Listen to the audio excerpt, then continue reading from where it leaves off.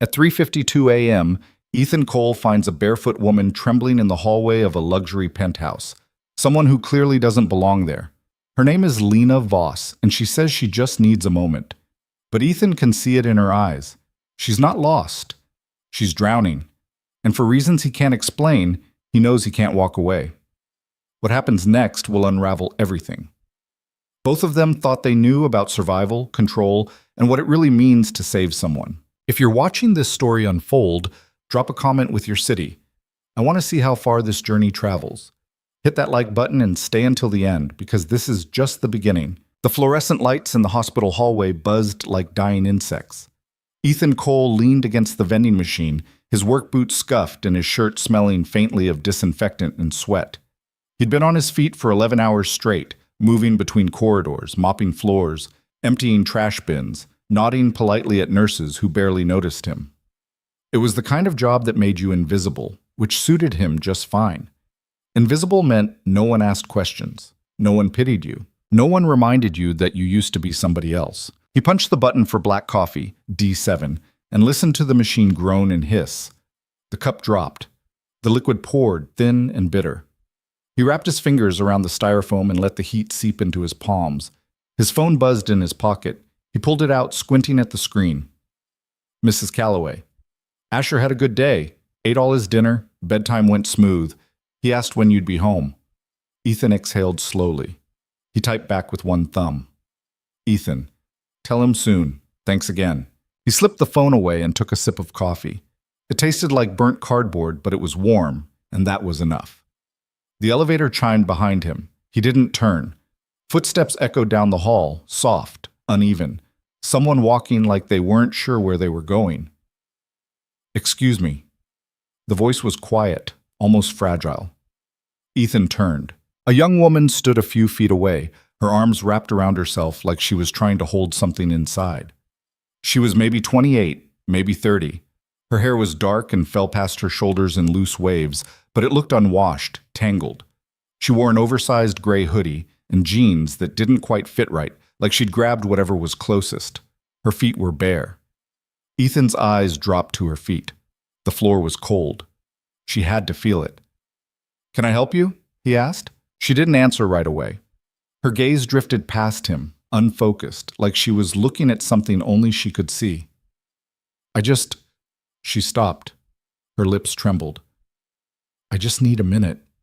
Ethan glanced down the hallway. It was empty. The nurse's station was around the corner, out of sight. He looked back at her.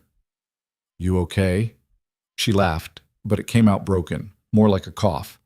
"Yeah, I'm fine." She wasn't fine. Ethan had been around enough people at the end of their rope to know what it looked like. The shaking hands, the hollow eyes, the way she stood like gravity was pulling harder on her than everyone else. "You need me to call someone?" he asked. "No." The word came fast, sharp. She looked at him then, really looked at him, and for a second he saw something flicker in her expression. Panic, maybe, or shame. "I'm sorry, I shouldn't have bothered you." She turned to leave. "Wait." She stopped but didn't turn around. Ethan set his coffee on the vending machine. He didn't know why he was doing this. He didn't know her. He had his own problems, his son waiting at home, his rent 2 weeks overdue, the exhaustion that clung to him like a second skin. But something in the way she stood there, barefoot and shaking, wouldn't let him walk away. "You live in the building?" he asked. She nodded slowly. "Which floor?" "Penthouse." Ethan blinked. The penthouse. That was the top 2 floors. Glass walls, marble countertops, the kind of place that cost more in a month than he made in a year. He looked at her again, trying to reconcile the image. She didn't look like someone who belonged there. Then again, he didn't know what people like that were supposed to look like. "You got your key?" he asked. She reached into her pocket and pulled out a thin black card. Her hand was still shaking. "All right," Ethan said quietly. "Let me walk you back." She turned to face him, her eyes wide. "You don't have to." "I know." For a moment she just stared at him. Then she nodded. They walked in silence. The elevator ride up was long and uncomfortable. She stood in the corner, her arms still wrapped around herself, her gaze fixed on the floor. Ethan stood near the doors, hands in his pockets, watching the numbers climb. When the doors opened, she stepped out into a hallway that looked like something from a magazine. White marble, recessed lighting, a single door at the end with a gold-plated number. She walked to the door and swiped her key. The lock clicked. She pushed it open but didn't go inside. "Thank you," she said, her voice barely above a whisper. Ethan nodded. "You gonna be okay?" She didn't answer. She just looked at him with those empty eyes, and he knew the truth. No, she wasn't. But she closed the door anyway. Ethan stood there for a moment, staring at the gold number on the door. Then he turned and walked back to the elevator. 3 days later, Ethan was back on the same shift. Same floors, same vending machine, same burnt coffee. He was pushing a cart full of cleaning supplies down the fourth-floor hallway when he saw her again. She was sitting on the floor outside the penthouse door, knees pulled to her chest, head resting against the wall. Her eyes were closed, but he could tell she wasn't sleeping. Ethan stopped. The cartwheels squeaked. She opened her eyes and looked at him. No surprise, no embarrassment, just exhaustion. "You waiting for someone?" he asked. "No." "You locked out?" "No." Ethan glanced at the door. "Then why are you sitting in the hallway?" She didn't answer. She just looked at him like the question didn't make sense. He set down the cart and crouched in front of her, his knees cracking. "What's your name?" She hesitated. "Lena." "Lena." He repeated it like he was trying it out. "I'm Ethan." She nodded but said nothing. "You need help, Lena." Her jaw tightened. "I don't need anything." "Yeah, you do." She looked away, her fingers digging into her arms. "You don't know me. I know you're sitting on the floor at 4 in the morning. I know you're barefoot again. I know something's wrong." "Nothing's wrong." "Lena." She met his eyes, and for the first time there was something other than emptiness there. Anger, maybe, or fear. "What do you want from me?" she asked. "Nothing," Ethan said. "I just want to make sure you're not going to hurt yourself." She laughed bitterly. "Why do you care?" He didn't have a good answer for that. He barely knew her. She was a stranger. But he'd seen that look before, the one that said everything was too heavy, too much, too loud. He'd seen it in the mirror once, a long time ago. "I don't know," he said honestly. "But I do." Lena stared at him. Her lips parted like she was going to say something, but nothing came out. Instead, her face crumpled, and she pressed her palms against her eyes. Ethan stayed where he was. He didn't reach out. He didn't tell her it would be okay. He just stayed. After a long moment, she lowered her hands. Her eyes were red, but she wasn't crying. Not yet. "I can't go inside," she said quietly. "Why not?" "Because if I do, I'll have to pretend again." Ethan frowned. "Pretend what?" "That I'm fine. That everything's fine. That I'm still—" She trailed off, shaking her head. "I can't do it anymore." Ethan sat down beside her, his back against the wall. The floor was cold, but he didn't care. "Then don't," he said. She looked at him like he'd just suggested she fly. "It's not that simple." "Why not?" "Because if I stop pretending, everything falls apart." "Maybe it's already falling apart," Ethan said. "Maybe you just haven't noticed yet." Lena stared at him, her expression unreadable. Then she looked down at her hands. "Who are you?" she asked. "Nobody," Ethan said. "I clean floors, I take out trash, I go home to my kid, and hope he doesn't ask me why we can't afford the things his friends have." He paused. "I'm nobody important." "Then why are you here?"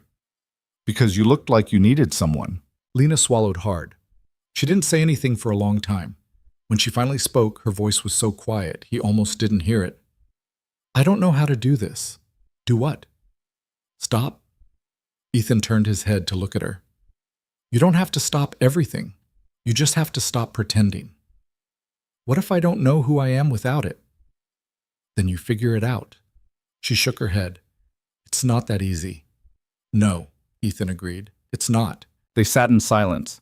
The building around them was quiet, everyone else asleep or too far away to care. "What's your son's name?" Lena asked. Ethan blinked, surprised. "Asher." "How old?" 7. "Does he look like you?" Ethan smiled faintly. He's got my eyes. Everything else is his mom. Where is she? Gone. The word came out flat, final. He didn't elaborate, and Lena didn't push. I'm sorry, she said. It's fine, we're fine. Are you? Ethan looked at her. Most days. Lena nodded slowly. That's better than me. Yeah? Yeah. Ethan stood up and held out his hand. Come on. She stared at his hand like it was a puzzle she didn't know how to solve. Then, slowly, she took it. He pulled her to her feet. She swayed slightly, and he steadied her with a hand on her elbow. You gonna go inside? He asked. She looked at the door. I don't know. You can't stay out here? I know. Ethan let go of her elbow. You got my number? She shook her head. He pulled out his phone, opened a new contact, and handed it to her. Put your number in. She hesitated, then typed it in and handed it back. If you need something, Ethan said, call me. Why would you do? Because I think you're going to need someone, he said, and I think you don't have anyone. Lena looked at him, her eyes glassy. You don't know me. No, Ethan said, but I'm starting to. He picked up his cart and started down the hallway. He didn't look back, but he heard the door open behind him, and then, softly, it closed. 2 weeks passed before he saw her again. Ethan was sitting on a bench outside his apartment building, watching Asher kick a soccer ball against the brick wall. The kid's aim was terrible, but his enthusiasm made up for it. Dad, watch this! Asher wound up and kicked the ball hard. It bounced off the wall, ricocheted off a trash can, and rolled into the street. I'll get it, Asher shouted. Wait! But Asher was already running. Ethan shot to his feet, his heart slamming against his ribs. A car was coming down the street, not fast, but fast enough. Asher, stop! The kid froze at the curb. The car slowed, the driver waving them on. Ethan jogged over, grabbed Asher's shoulder, and pulled him back. What did I tell you about running into the street? Sorry, Dad. Ethan exhaled and ruffled his son's hair. Just be careful, okay? Okay. Someone cleared their throat behind him. Ethan turned. Lena stood a few feet away, hands in her coat pockets. She looked different, cleaner, more put together. Her hair was tied back and she was wearing actual shoes, but her eyes were still tired. Hey, Ethan said.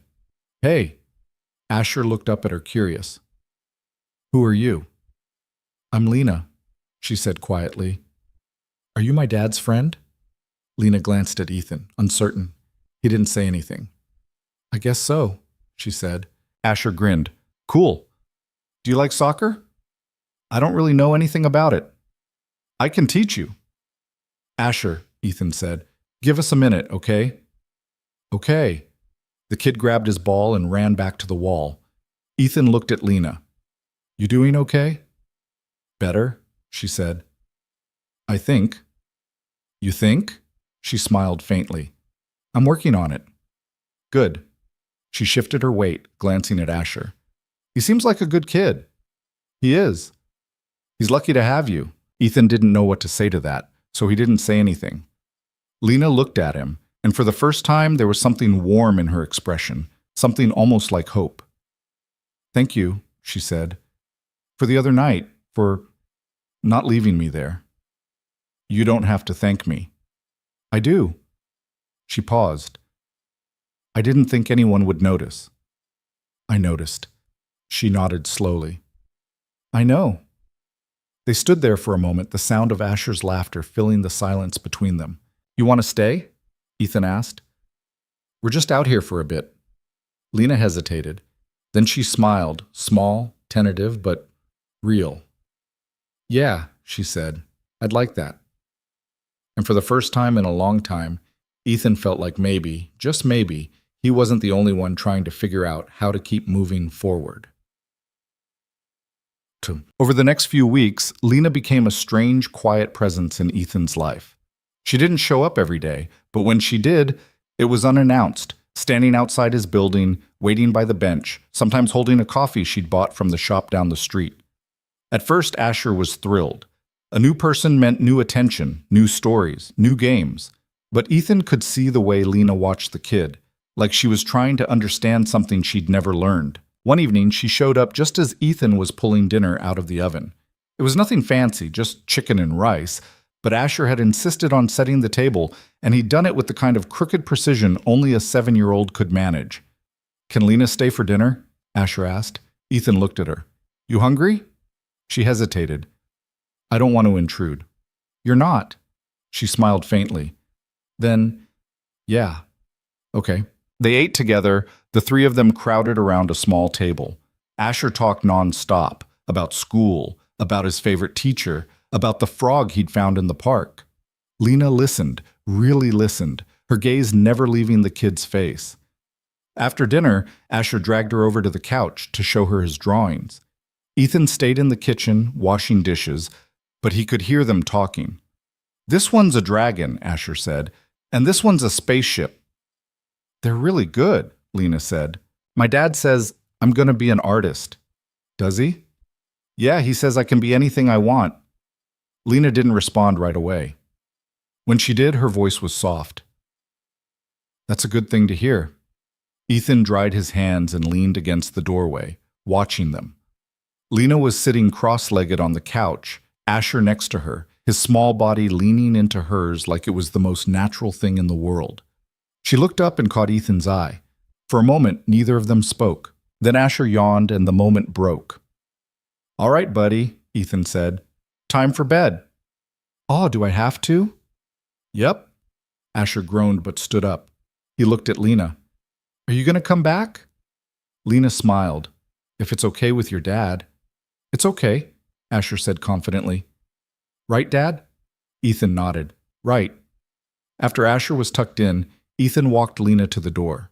She paused on the threshold, her hand on the frame. "He's a sweet kid," she said. "Yeah, he is." "You're doing a good job." Ethan shrugged. "I'm doing my best." Lena looked at him, her expression serious. "That's more than a lot of people do." She left before he could respond. It was another week before things changed. Ethan got a call at 2 a.m. The number was unfamiliar, but something told him to answer. "Hello?" There was breathing on the other end, shallow, uneven. "Lena?" "I'm sorry," she whispered. "I didn't know who else to call." Ethan sat up, wide awake now. "What's wrong?" "I don't know. I can't." Her voice broke. "I can't breathe. Where are you?" "Home." "I'm coming." He hung up, threw on clothes, and called Mrs. Calloway. She answered on the third ring, groggy but alert. "I need you to watch Asher," Ethan said. "Right now." "Is everything okay?" "I don't know, please." "I'll be there in 5. She was there in 3. Ethan barely had time to thank her before he was out the door, sprinting toward the train station. The ride to her building felt like it took forever. When he finally got there, the doorman tried to stop him, but Ethan didn't slow down. He took the elevator to the penthouse and pounded on the door. No answer. He pounded again. "Lena!" The door opened. She stood there, pale and shaking, her eyes red and swollen. She looked at him like she wasn't sure he was real. "I'm here," Ethan said. "You're okay." She shook her head. "I'm not." "Yes, you are." "I'm not," she said again, her voice rising. "I'm not okay, Ethan. I haven't been okay in years, and I don't know how to—" Her legs buckled. Ethan caught her before she hit the ground. He held her up, one arm around her waist, the other on her shoulder. "I've got you," he said. "I've got you." She collapsed against him, her body racked with sobs. Ethan didn't let go. He just held her, standing in the doorway of a penthouse that smelled like perfume and loneliness, and he let her cry. When she finally went quiet, he walked her inside and sat her down on the couch. The apartment was massive, high ceilings, floor-to-ceiling windows overlooking the city, but it felt empty, cold. "When's the last time you ate?" Ethan asked. She didn't answer. He went to the kitchen and found the fridge mostly empty, just bottled water and takeout containers that looked weeks old. He grabbed a bottle of water and brought it back to her. "Drink this." She took it, but didn't open it. Ethan sat down beside her. "Talk to me." "I can't." "Why not?" "Because if I start, I won't stop." "Then don't stop." She looked at him, her eyes glassy. "You don't understand." So help me understand. Lena set the water bottle down and pressed her hands to her face. When she spoke, her voice was muffled. I'm supposed to be someone, she said. Someone important, someone who has it all together. But I don't. I'm falling apart, and no one can know because if they do, it's over. Everything I've built, everything I've worked for, it's all gone. What did you build? Ethan asked quietly. A lie. She dropped her hands and looked at him. Her face was streaked with tears, but her eyes were sharp, almost angry. I'm Lena Voss, she said, CEO of Voss Industries. I'm on magazine covers. I give speeches. I'm supposed to inspire people. She laughed bitterly. But I'm a fraud. I didn't build that company. My father did. I just inherited it when he died, and I've been pretending ever since. Ethan didn't say anything. He just listened. I don't sleep, she continued. I barely eat. I take pills just to get through the day, and I drink just to get through the night. I smile for cameras and shake hands and act like I know what I'm doing, but I don't. I have no idea. And the worst part is, no one cares. As long as I look the part, no one asks questions. She stopped, breathing hard. Until you, she said. Ethan frowned. What? You asked questions. You noticed. You didn't just walk past me like everyone else. Because you needed help. And I still do. Her voice cracked. But I don't know how to ask for it. Ethan leaned back, exhaling slowly. You just did.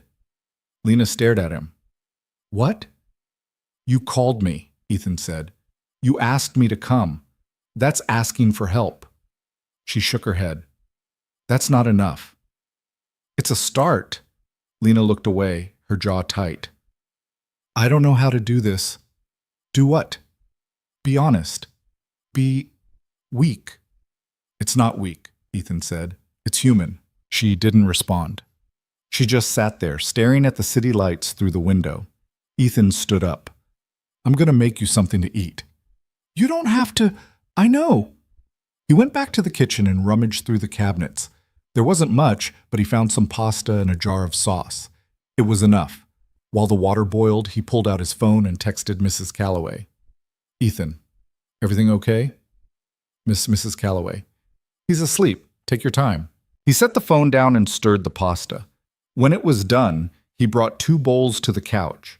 Lena looked at hers like she didn't know what to do with it. Eat, Ethan said. She picked up the fork and took a small bite, then another. By the time she finished, the bowl was empty. Better? Ethan asked. She nodded. A little. Good. They sat in silence for a while. Ethan didn't push. He just let her breathe. Finally, Lena spoke. Why are you doing this? Ethan shrugged. Because someone did it for me once. Who? Doesn't matter. What matters is I'm still here. Lena looked at him, her expression soft. Thank you. You keep saying that. Because I mean it. Ethan smiled faintly. I know. He stood up and grabbed his coat. I gotta get back to Asher. Okay? He paused at the door. Call me if you need anything. I mean it. I will. He left, and this time, when the door closed behind him, he didn't feel like he was leaving her alone. The calls came sporadically at first. A text at midnight, a voicemail at dawn. Sometimes Lena didn't say anything, just her breathing on the other end of the line, quiet and uneven, like she was checking to see if someone was still there. Ethan always answered. He'd learned not to ask too many questions. Lena wasn't the kind of person who opened up easily, and pushing her only made her retreat. So he kept it simple. He'd ask if she'd eaten, if she'd slept, if she needed him to come over. Most of the time, she said no. But sometimes, late at night when the city outside her window had gone dark and silent, she'd say yes. Those nights, Ethan would leave Asher with Mrs. Calloway and take the train across town. He'd sit with Lena in that enormous, sterile apartment, the two of them on opposite ends of the couch, not saying much. Sometimes he'd make her something to eat. Sometimes they'd just sit in the quiet, and that was enough. It wasn't fixing anything. Ethan knew that. But it was keeping her afloat, and for now, that had to be enough. One Thursday morning, Ethan was at the hospital, hauling a bag of trash down the back stairwell, when his phone buzzed. He pulled it out, expecting another text from Lena. Instead, it was a number he didn't recognize. He answered anyway. Hello? Mr. Cole? The voice was clipped, professional. Female. Yeah, that's me. This is Diana Hartwell. I'm the executive assistant to Lena Voss. Ethan stopped walking. Okay. Ms. Voss has requested your presence at a meeting this afternoon, 2 o'clock. Voss Industries headquarters. He frowned. She what? She'd like you to attend a meeting, Diana repeated, her tone suggesting she was used to being obeyed without question. I've sent the address to your phone. Please dress appropriately. Wait, I don't... The line went dead. Ethan stared at his phone, confused. Then it buzzed again. A text from the same number, an address in the financial district. A building he'd seen on the news before, glass and steel, towering over everything around it. He called Lena. It went straight to voicemail. Hey, it's me. I just got a call from someone named Diana. She said you want me at some meeting. I don't know what's going on, but call me back. She didn't. At 1:30, Ethan left the hospital early, ignoring the annoyed look from his supervisor. He went home, changed into the only dress shirt he owned, a wrinkled blue button-down he'd worn to his mother's funeral 3 years ago, and caught the train downtown. The Voss Industries building was impossible to miss. It stretched 40 stories into the sky, all sharp angles and reflective glass. The lobby was marble and chrome, filled with people in expensive suits moving with the kind of purpose that made Ethan feel immediately out of place. He walked up to the front desk, where a woman with perfect hair and a name tag that read Rebecca looked up at him with polite disinterest. Can I help you? I'm here for a meeting, Ethan Cole. She typed something into her computer, her manicured nails clicking against the keys. Then she frowned. You're not on the list. I got a call from Diana Hartwell. Rebecca's expression shifted slightly. Less disinterest, more confusion. She picked up the phone, murmured something into it, then hung up. Someone will be down in a moment. Ethan stepped aside and waited. A few minutes later, the elevator doors opened and a woman in a tailored black suit stepped out. She was maybe 40, with sharp eyes and the kind of presence that made people move out of her way without being asked. Mr. Cole? Yeah. Diana Hartwell, follow me. She didn't wait for a response. She turned and walked back to the elevator, and Ethan hurried to keep up. They rode in silence. Diana didn't look at him, didn't speak. She just stood with her hands folded in front of her, watching the numbers climb. When the doors opened on the 38th floor, she stepped out and led him down a long hallway. The walls were lined with abstract art that probably cost more than Ethan's car. At the end of the hall was a set of double doors. Diana pushed them open. Inside was a conference room, long table, leather chairs, floor-to-ceiling windows overlooking the city, and at the head of the table sat Lena. She looked different here. Her hair was pulled back into a sleek bun. She wore a charcoal suit that fit her perfectly, and her face was calm, composed. She looked like someone who belonged in a room like this, someone who was in control. But Ethan could see the tension in her shoulders, the way her hands were clasped a little too tightly on the table. Mr. Cole, she said, her voice cool and professional. Thank you for coming. Ethan glanced around. There were 3 other people in the room, 2 men in expensive suits and a woman with a tablet. They were all watching him like he was a puzzle they couldn't figure out. Lena, what's going on? Please sit. He sat. Diana closed the doors and took a seat near the back of the room. Lena stood. Ethan, these are members of my board. Richard Colton, Chief Financial Officer, Marcus Lowe, Head of Operations, and Julia Brennan, Legal Counsel. Richard, a man in his 50s with silver hair and a face like a hawk, leaned back in his chair. Ms. Voss, with all due respect, I'm not sure why we're here. You're here because I asked you to be, Lena said. Marcus, younger and sharper, folded his arms. We were told this was urgent. It is. Julia, who had been silent until now, set down her tablet. Lena, what's this about? Lena didn't answer right away. She looked at Ethan, and for just a second the mask slipped. He saw the fear in her eyes, the doubt. But then she straightened her shoulders and turned back to the board. I'm stepping down, she said. The room went silent. Richard blinked. I'm sorry? I'm stepping down as CEO, effective immediately. Marcus laughed, but it was sharp, disbelieving. You can't be serious. I am. Lena, Julia said carefully, you can't just... I can, Lena interrupted, and I am. Richard stood. This is absurd. You're the face of this company. You're a fraud, Lena said quietly. The word hung in the air like a grenade. Richard stared at her. What did you just say? Lena's hands were shaking now, but her voice was steady. I said I'm a fraud.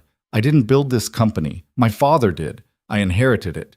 And I've been pretending to know what I'm doing for the last 4 years. She paused. But I don't. I never did.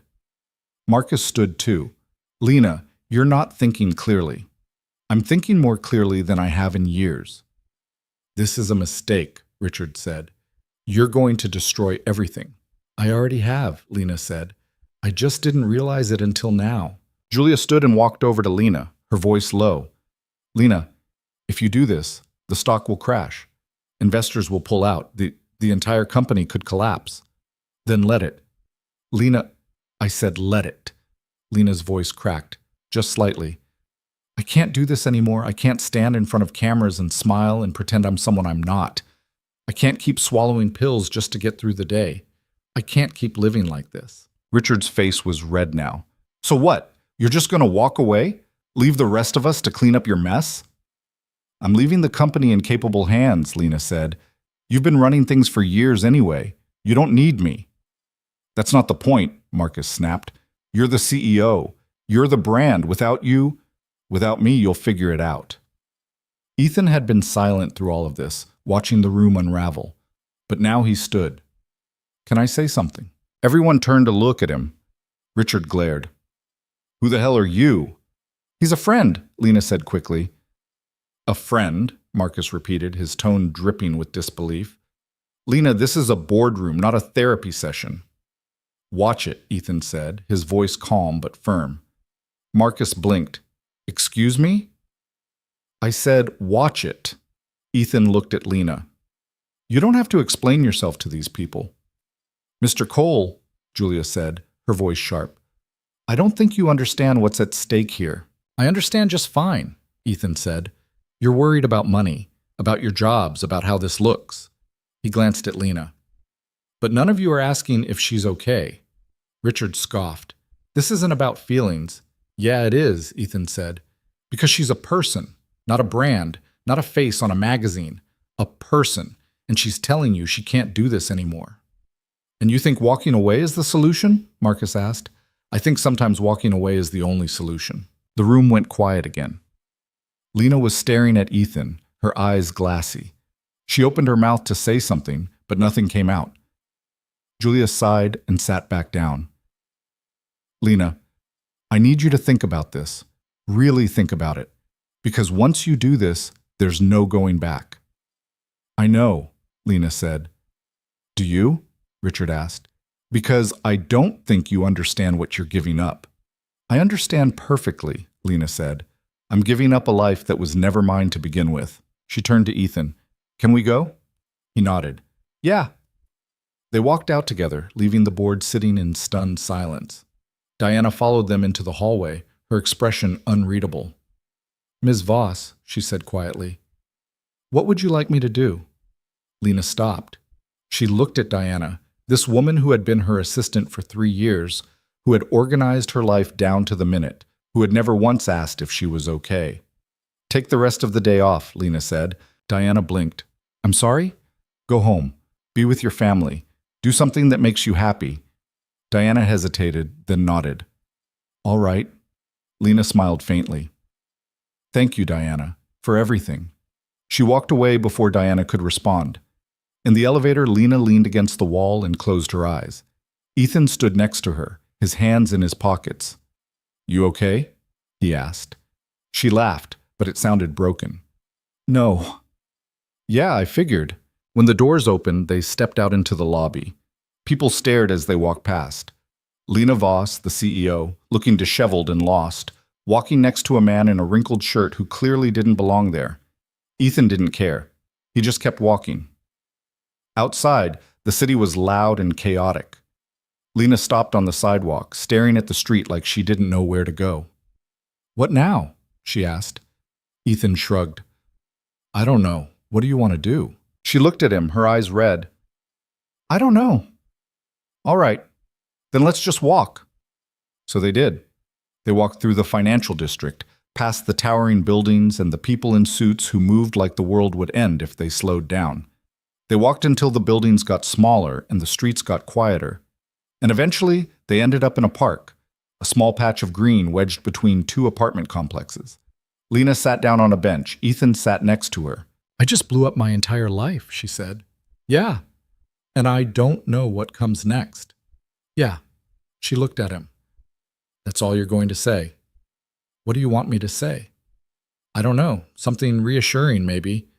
Ethan smiled faintly. You want me to lie to you? No. Then I'm not going to tell you it's all going to be fine because I don't know if it will be. Lena exhaled slowly. You're terrible at pep talks. I know. She laughed, and this time it sounded real. She leaned back against the bench and closed her eyes. Thank you, she said quietly. For what? For not trying to fix me. Ethan didn't respond. He just sat there, watching the trees sway in the breeze. After a while, Lena spoke again. Can I ask you something? Sure. Why did you come today? To the meeting? Ethan shrugged. You asked me to. But you didn't know what it was about. Didn't matter. She opened her eyes and looked at him. Why not? Because you needed someone there. Lena stared at him for a long moment. Then she looked away, her jaw tight. I don't deserve that, she said. Deserve what? Someone who just shows up. Ethan turned to face her. Why not? Because I've spent the last 4 years lying to everyone, pretending to be someone I'm not, hurting people without even realizing it. So? She blinked. So you messed up. You were pretending. You were surviving. That doesn't mean you don't deserve someone who cares. Lena's eyes filled with tears. She tried to blink them away, but they spilled over anyway. I don't know how to do this, she whispered. Do what? Start over. Ethan reached over and put a hand on her shoulder. You don't have to start over. You just have to start. She looked at him, her face streaked with tears. I'm scared. I know. What if I can't do it? Then you try again. She shook her head. It's not that simple. No, Ethan agreed. It's not. They sat in silence for a while. The park was mostly empty, just a few joggers and a couple walking their dog. The city felt far away. Eventually, Lena wiped her eyes and stood up. I should go. Where? I don't know, somewhere. Ethan stood too. You gonna be okay? She hesitated. I don't know. Lena, I mean it, she said. I don't know, but I'll figure it out. Call me if you need anything. She nodded. I will. She walked away and Ethan watched her go. He didn't know if she'd be okay. He didn't know if walking away from everything she'd built was the right choice, but he knew she'd made it, and that was something. He pulled out his phone and called Mrs. Calloway. Hey, it's me. I'm on my way home. Everything okay? Yeah, Ethan said. I think so. He hung up and started walking. The sun was setting, painting the sky in shades of orange and pink. It was the kind of evening that made the city feel almost beautiful. By the time he got home, Asher was already asleep. Mrs. Calloway was sitting on the couch, knitting something that looked like it might be a scarf. How'd it go? She asked. Ethan sat down next to her. Honestly, I have no idea. She smiled. That's usually how it goes. Yeah. She set down her knitting and looked at him. This girl you've been helping, is she okay? I don't know. I hope so. You care about her. It wasn't a question. Ethan didn't answer. Mrs. Calloway patted his knee. Just be careful, Ethan. You've got a good heart, but you can't fix everyone. I'm not trying to fix her. I know, but she might not know that. Ethan looked at the door to Asher's room. I just don't want her to give up. Then don't let her. He nodded slowly. Yeah. Mrs. Calloway stood and gathered her things. Get some rest. You look exhausted. Thanks. She left and Ethan sat alone in the quiet apartment. He thought about Lena, sitting in that enormous penthouse with nothing but her own thoughts for company. He thought about the look on her face when she'd walked out of that boardroom, terrified but free. He hoped she'd be okay. A week passed, then 2. Ethan didn't hear from Lena. He texted her a few times, but she didn't respond. He told himself she was fine, that she just needed space, but the silence gnawed at him. Asher noticed. "Is Lena coming back?" he asked one night at dinner. Ethan poked at his food. "I don't know, buddy." "Did she get mad at us?" "No, she's just going through something." "Is she okay?" Ethan looked at his son, at those wide, worried eyes. "I hope so." Asher frowned. "You should call her." "I have." "Call her again." Ethan smiled faintly. "Maybe I will." But he didn't, because he didn't know what to say. 3 weeks after the boardroom incident, Ethan was leaving the hospital after a long shift when he saw her. She was standing outside the building, leaning against the brick wall, her hands in her coat pockets. She looked different, thinner. Her hair was shorter, cut just above her shoulders. She wasn't wearing the expensive clothes anymore, just jeans and a sweater that looked like it came from a thrift store. Ethan stopped. "Lena." She looked up and smiled, but it was small, uncertain. "Hey, what are you doing here?" "I wanted to see you." He walked over to her. "You could have called." "I know, She trailed off, looking at the ground. "I didn't know what to say." "You don't have to say anything." She looked up at him. "I disappeared." "Yeah." "I'm sorry," Ethan shrugged. "You needed time." "I did, but I should have told you." "Probably." She smiled faintly. "You're not making this easy." "Good." They stood there for a moment, the cold air biting at their faces. "I sold the penthouse," Lena said. Ethan blinked. "You what?" "I sold it, and the car, and most of my stuff. I'm living in a studio apartment now. It's small, really small, but it's mine." "How do you feel about that?" She thought about it. Terrified, but also lighter. "Good. I've been going to therapy," she continued, 3 times a week. "It's hard, really hard, but I'm trying." "That's all you can do," she nodded. I've been thinking about what I want to do next, and I realized I don't know. I've spent so long being what other people expected me to be, I never figured out who I actually am. So figure it out. It's not that easy." "No," Ethan said, "but it's worth it." Lena looked at him, her eyes soft. "You really believe that, don't you?" "Yeah, I do." She stepped closer. "I missed you." Ethan's chest tightened. "I missed you too." "Can I see Asher? He's been asking about you." She smiled, and this time it reached her eyes. "Then let's go." They took the train back to Ethan's neighborhood. Asher's face lit up when he saw Lena walk through the door. "Lena!" He ran over and hugged her. She froze for a second, surprised, then wrapped her arms around him. "Hey, kiddo," she said quietly. "Where have you been?" "I've been figuring some things out." "Did you figure them out?" She laughed. "I'm working on it." That night, the 3 of them sat on the couch and watched a movie. Asher fell asleep halfway through, his head resting on Lena's shoulder. She didn't move. She just sat there, staring at the TV, her hand resting gently on the kid's head. When the movie ended, Ethan carried Asher to bed. When he came back, Lena was still on the couch, her eyes distant. "You okay?" he asked. She looked at him. "I think so." "You think?" "I'm trying to be." Ethan sat down next to her. "That's enough." She leaned her head back against the couch. "I don't know what I'm doing, Ethan." "Neither do I." She turned to look at him. "But you keep going anyway." "What else am I supposed to do?" She smiled faintly. "I guess that's the point, isn't it?" "Yeah, I guess it is." They sat in the quiet, the city humming softly outside the window. And for the first time in a long time, Lena didn't feel like she was drowning. She felt like maybe, just maybe, she could breathe. The studio apartment Lena had moved into was on the 4th floor of a building that had seen better days. The elevator worked half the time, the hallway smelled like old carpet and someone's overcooked dinner, and the walls were thin enough that she could hear her neighbor's television through the plaster. But it was hers. She'd signed the lease herself, paid the deposit with money from selling her jewelry, and carried her own boxes up the stairs. It was the first thing she'd ever done entirely on her own. The apartment itself was barely bigger than the walk-in closet she'd had at the penthouse. One room that served as bedroom, living room, and kitchen. A bathroom so small she could touch both walls at the same time. A single window that looked out onto a brick wall.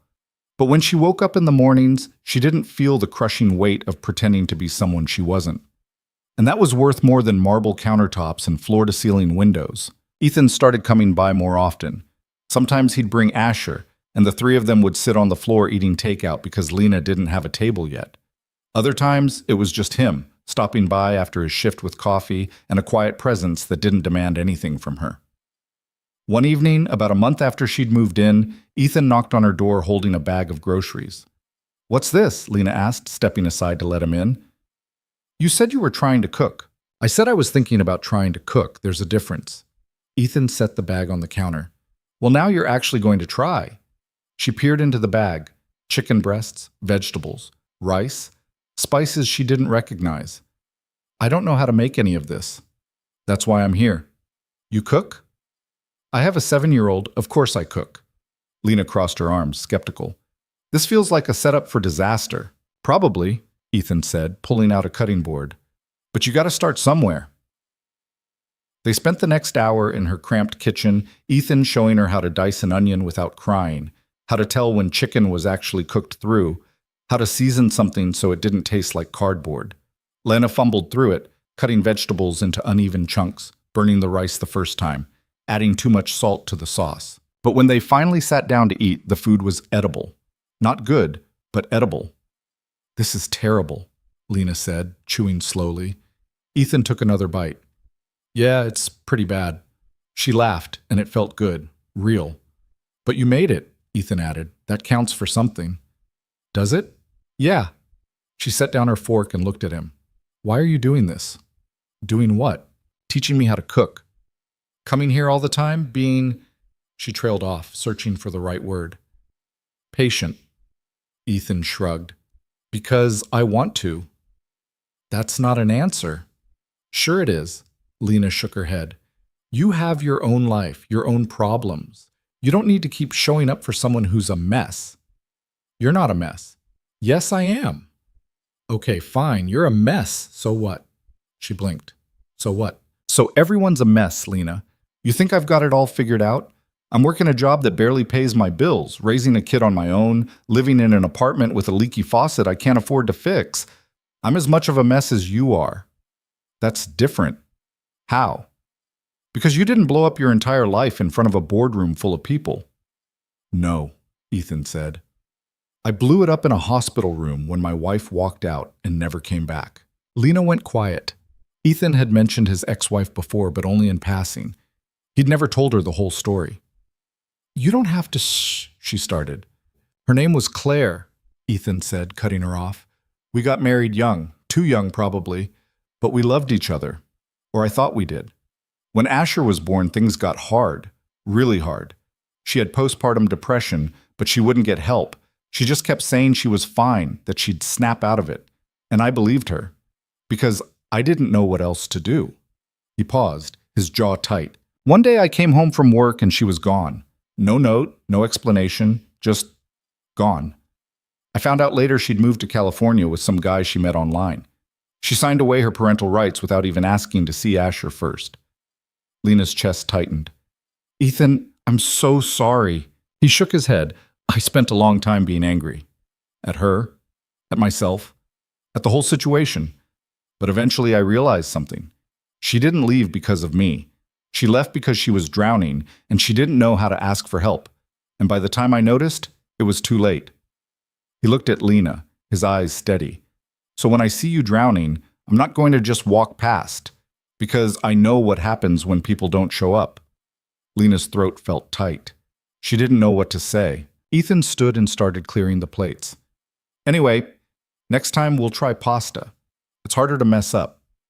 She watched him move around her tiny kitchen like he belonged there, and for the first time since she'd walked away from everything, she felt like maybe she wasn't completely alone. The calls started 2 weeks later. The first one came in the middle of the night. Lena's phone buzzed on the nightstand, and she grabbed it, groggy and disoriented. "Hello." "Lena Voss." The voice was unfamiliar. Male, professional. "Who is this?" My name is Aaron Breslin. I'm a reporter with the Metro Journal. I was hoping I could ask you a few questions about your departure from Voss Industries. Lena sat up, her heart racing. How did you get this number? I have a few sources. Look, I just want to hear your side of the story. There's been a lot of speculation about why you left, and I think... She hung up. Her hands were shaking. She stared at the phone, willing it not to ring again. It rang again. Different number. Same thing. Ms. Voss, this is Jenna Park from Business Insider. I'd love to schedule an interview. She blocked the number. By the time morning came, she'd received 12 calls and twice as many emails. Reporters, investors, former colleagues, people she hadn't spoken to in months, all suddenly desperate to know where she'd gone and why. She called Ethan. They found me, she said as soon as he picked up. Who? Everyone. Reporters. They won't stop calling. Did you talk to any of them? No, but they're not going to stop. Ethan was quiet for a moment. Turn off your phone. What? Turn it off, just for today. Give yourself some space to think. But what if... Lena, turn it off. She hesitated, then powered down the phone. The silence that followed was overwhelming. That afternoon, she went to her therapy appointment. Dr. Marianne Chen was a woman in her 50s with kind eyes and a no-nonsense approach that Lena had found both comforting and terrifying. You look stressed, Dr. Chen said as Lena sat down. Reporters found my number. And they won't leave me alone. Did you respond to any of them? No. Good. Dr. Chen leaned back in her chair. What are they asking about? Why I left? What happened? They want a story. And what do you want? Lena hesitated. I don't know. That's fine. You don't have to know right now. But everyone's asking. Let them ask. Lena looked at her frustrated. That's easy for you to say. Is it?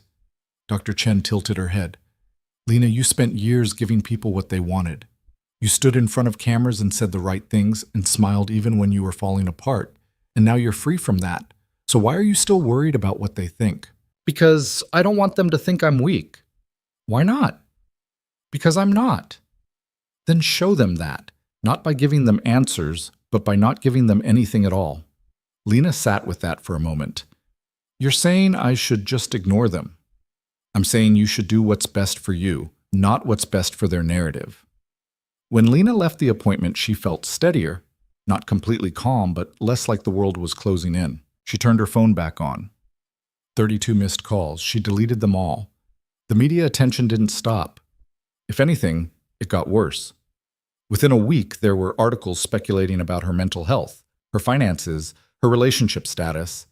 Someone had dug up old photos of her at company events, and they were plastered across gossip sites with headlines like The Fall of Lena Voss and From Penthouse to Breakdown. One morning, Lena made the mistake of reading one of the articles. It was cruel in the way only anonymous internet commentary could be. People she'd never met were dissecting her life, her choices, her worth as a human being. They called her spoiled, ungrateful, a failure. She closed the laptop and sat in the dark for a long time. When Ethan showed up that evening, he took one look at her and knew. You read something, he said. She nodded. What did it say? That I'm a coward. That I threw away everything my father built because I couldn't handle the pressure. And do you believe that? I don't know. Ethan sat down next to her. You walked away from something that was killing you. That's not cowardice. That's survival. It doesn't feel like survival. It feels like I gave up. You didn't give up. You let go. There's a difference. Lena looked at him, her eyes red. How do you always know what to say? I don't. I just say what I think. She leaned her head against his shoulder, and he didn't pull away. They sat like that for a while, the city noise filtering through the thin walls. I'm tired, Lena said quietly. I know. I mean really tired. Like I don't know if I can keep doing this. Ethan didn't answer right away. When he did, his voice was calm. Then don't do it alone. She lifted her head to look at him. What do you mean? I mean, stop trying to carry everything by yourself. Let people help you. I don't know how. Start small. Ask for what you need. Lena swallowed hard. I need... I need to not feel like I'm drowning every single day. Okay, what would help with that? I don't know. Then we'll figure it out. We? Yeah, we. Lena stared at him, something shifting in her chest. Why do you care this much? Ethan met her eyes. Because I see you, Lena. Not the version you showed the world. Not the CEO or the brand or the person everyone expected you to be. I see you. And I think you're worth showing up for. Her breath caught. No one had ever said anything like that to her before. I don't know what to do with that, she whispered. You don't have to do anything. Just don't shut me out. I'm scared. Of what? Of dragging you down with me. Ethan smiled faintly. I'm already down here. Might as well have company. She laughed, even though her eyes were wet. That's a terrible motivational speech. I know. She reached out and took his hand. He squeezed it gently. Thank you, she said. For what? For not leaving. I'm not going anywhere. The breaking point came 3 weeks later. Lena was walking back from the grocery store, a bag of vegetables in one hand and her phone in the other, when a man with a camera stepped in front of her. Lena Voss? She froze. Can you comment on the rumors that you're in financial trouble? No. Another person appeared, then another. Suddenly there were 5 of them, cameras flashing, microphones shoved in her face. Is it true you're estranged from your family? Are you planning to return to Voss Industries? What do you say to people who think you abandoned your father's legacy? Lena's chest tightened. The edges of her vision blurred. She tried to push past them, but they followed, their voices overlapping into a cacophony of noise. Please, she managed, I just want to go home. Just one question. Please. Her legs gave out. She didn't fall, but she stumbled and the grocery bag slipped from her hand, apples rolling across the sidewalk. And then someone was there. Ethan. He stepped between Lena and the cameras, his expression hard. Back off. Who are you? One of the reporters asked.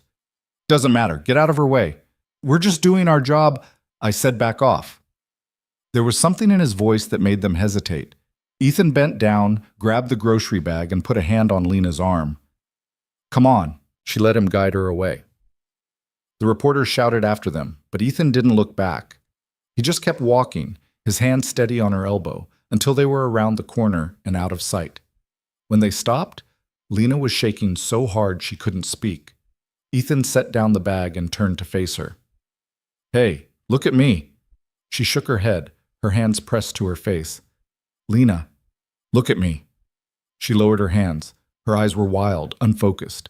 Breathe, Ethan said. In through your nose, out through your mouth. Come on. She tried. It took a few attempts, but eventually her breathing slowed. Good, Ethan said. You're okay.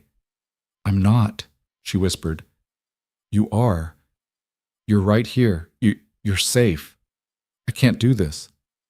Yes, you can. No. She shook her head, tears streaming down her face. I can't. I thought I could, but I can't. It's too much. It's all too much. Ethan took her hands. Lena, listen to me. You've already done the hardest part. You walked away. You told the truth. Everything after that is just noise. It doesn't feel like noise. I know, but that's all it is. She pulled her hands away, wrapping her arms around herself. I don't know how to make it stop. You can't make it stop, but you can stop listening. How? By deciding that their opinion doesn't matter more than your peace. Lena looked at him, her face crumpling. I'm so tired of being afraid. Then stop running from it. Face it. Tell them to go to hell if you have to, but don't let them make you disappear. She stared at him, something flickering in her eyes. Not hope exactly, but something close. What if I don't know how to fight back? Then I'll show you. Lena didn't say anything for a long time. She just stood there breathing, her arms still wrapped around herself. Finally, she nodded. Okay. Okay? Okay. Ethan picked up the grocery bag and handed it to her. Let's get you home. They walked back to her apartment in silence. When they got inside, Ethan made her tea while she sat on the floor, staring at nothing. When he handed her the mug, she looked up at him. I think I need to make a statement. About what? About everything. About why I left. About what happened. I can't keep hiding. You don't owe anyone an explanation. I know, but I need to do it anyway. For me. Ethan sat down next to her.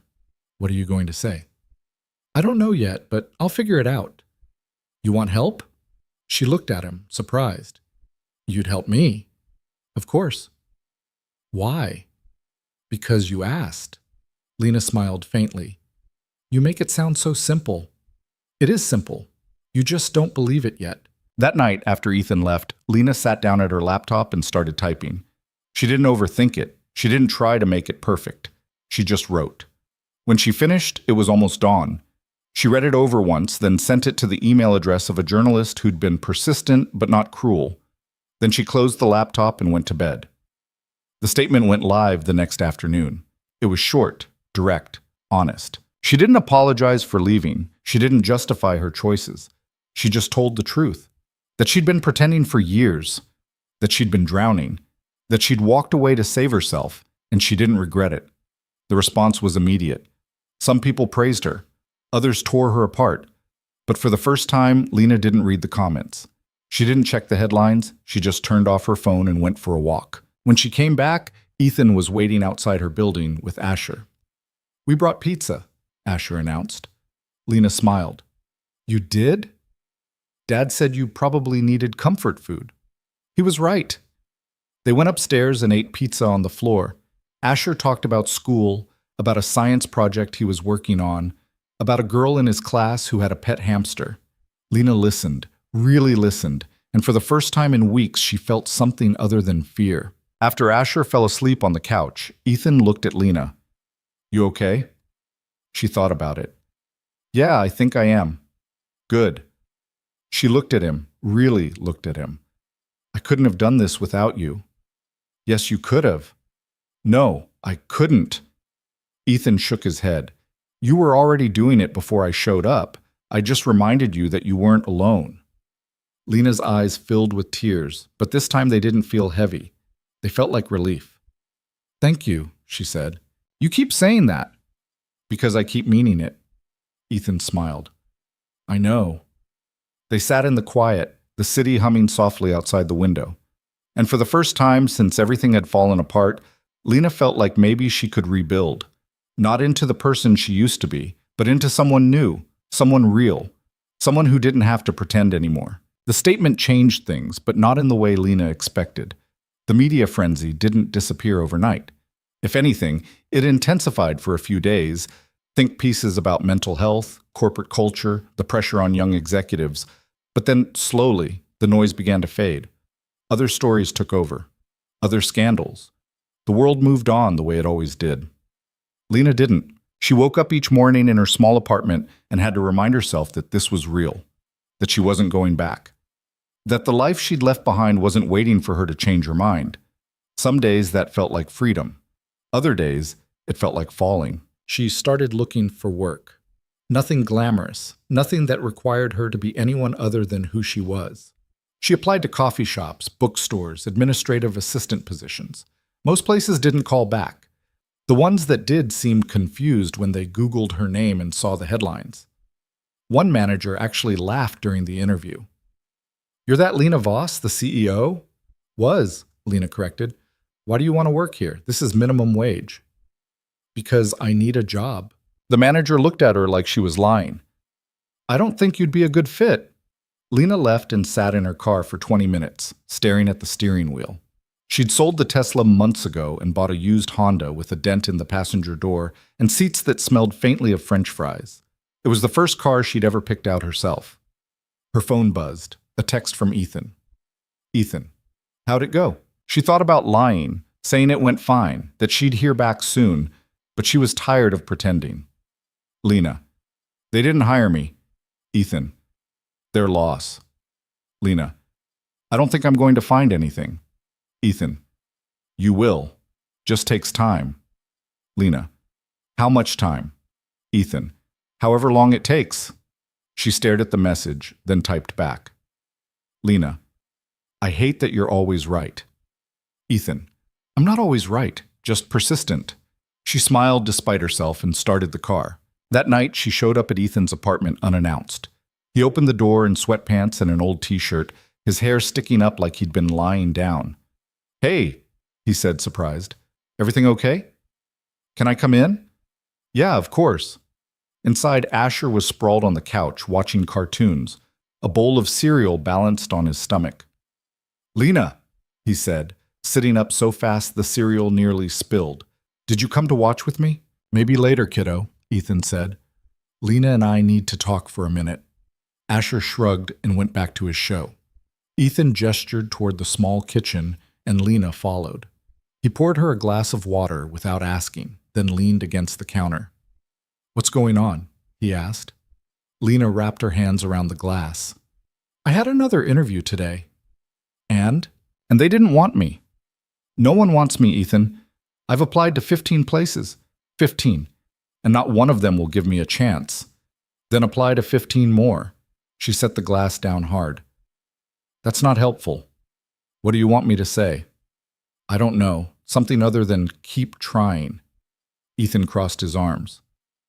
"Okay. You want honesty?" "Always." "You're looking for the wrong thing." Lena frowned. "What does that mean?" "You're looking for someone to hire you, to validate you, to tell you you're good enough. But you don't need that. You need to figure out what you actually want to do." "I want to work." "Doing what?" "I don't know. Anything." "That's the problem," Ethan said. "You spent your whole life doing what other people expected. Now you're free, and you still don't know what you want, so you're just reaching for the first thing that'll take you." Lena stared at him. "That's not fair." "Maybe not, but it's true." She looked away, her jaw tight. "I don't know what I want, Ethan. I've never known. That's the whole point." "Then figure it out." "How?"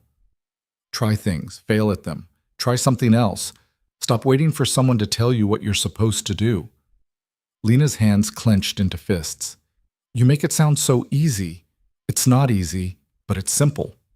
She turned to leave, but Ethan stepped in front of her. "Lena, wait." "I should go." "No, you shouldn't." He softened his voice. "I'm not trying to make you feel worse. I'm trying to help you see that you're looking for the wrong answers." "Then what are the right answers?" "I don't know. But you will.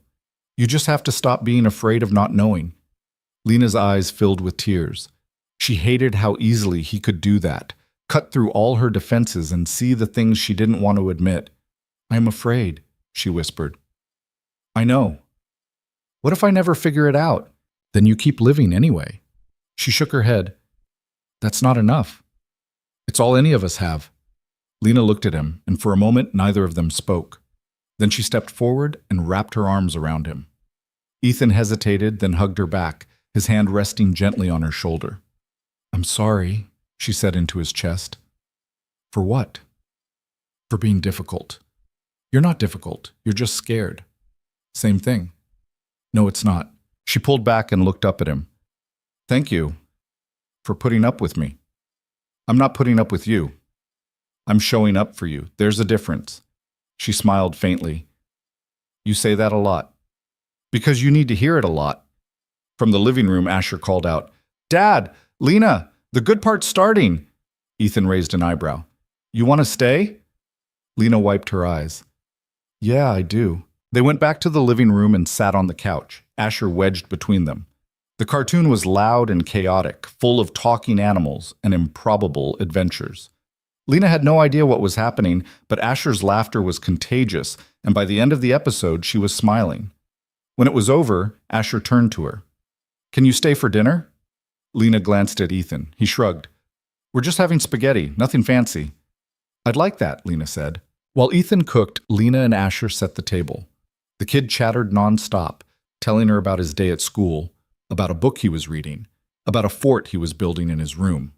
Lena listened, really listened, and realized how much she'd missed this, just being around people who didn't need her to be anything other than present. Over dinner, Asher asked her a question she wasn't expecting. "Lena, do you have a family?" She paused, her fork halfway to her mouth. I have a mother and a brother." "Do you see them?" "Not really." "Why not?" Ethan shot his son a look. Asher, that's personal. It's okay, Lena said. She set down her fork. We're not close. We haven't been for a long time. Did you have a fight? Something like that. Asher frowned. That's sad. Yeah, it is. You should call them. Lena smiled, but it didn't reach her eyes. It's not that simple, kiddo. Why not? Because sometimes people grow apart, and sometimes that's okay. Asher thought about that for a moment, then went back to his spaghetti. Well, you can be part of our family if you want. Lena's chest tightened. She looked at Ethan, who was watching her with an unreadable expression. I'd like that, she said quietly. After dinner, Asher convinced Lena to help him with his fort. It was a mess of blankets and pillows in the corner of his room, held together with clothespins and sheer determination. Lena crawled inside, her knees bumping against the makeshift walls, and let Asher explain the rules of the fort, which seemed to change every 30 seconds. When she finally emerged, Ethan was standing in the doorway, arms crossed, smiling. You're good with him, he said. He's easy to be good with. Not always. Lena brushed off her knees. He's a sweet kid. You're doing something right. I'm doing my best.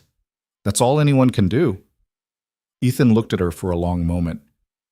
You know, you've changed. Have I? Yeah. You're lighter. I don't know, less like you're carrying the weight of the world. Lena thought about that. I don't feel lighter. Maybe you just don't notice it yet. She smiled. Maybe. As she was leaving, Ethan walked her to the door. You gonna be okay tonight? Yeah, I think so. Call me if you need anything.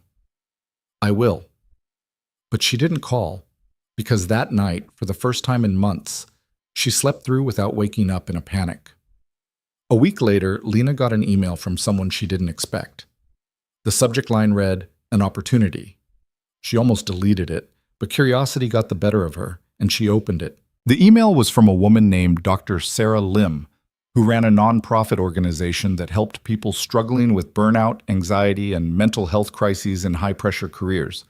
She'd read Lena's statement and wanted to know if Lena would be interested in speaking at an upcoming event.